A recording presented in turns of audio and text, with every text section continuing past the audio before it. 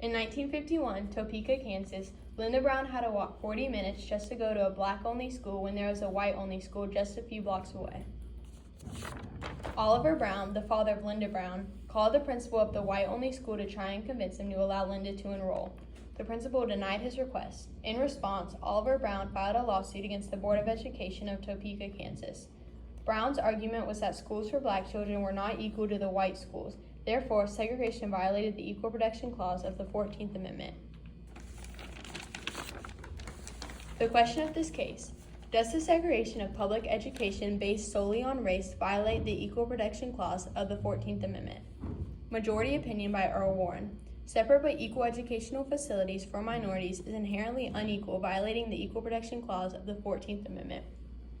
Minority opinion. A dissenter on the court, Justice John Marshall Harlan, said the Constitution was colorblind and thought this decision would be destructive. So summarizing the result of this case, segregation laws were no more. Whites and blacks can now share public facilities. In 1957, 3 years later after this ruling, 9 African Americans enrolled at Central High School in Little Rock, Arkansas. These students were known as the Little Rock Nine. On their first day of classes, they tried to go to school, but Governor Orville Faubus blocked them from entering because of their race.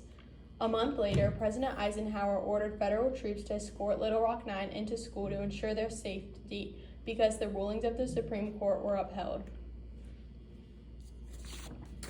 In 1960, an African-American girl named Ruby Bridges was the first African-American student to integrate an elementary school in the South, even though Brown v. Board of Education ended racial segregation in public schools.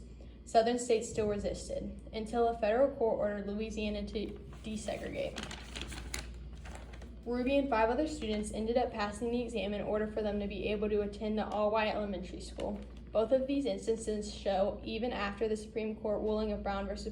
Board of Education, African Americans were still discriminated against. In modern times, whites and African Americans are no longer segregated and have been living in unison for decades.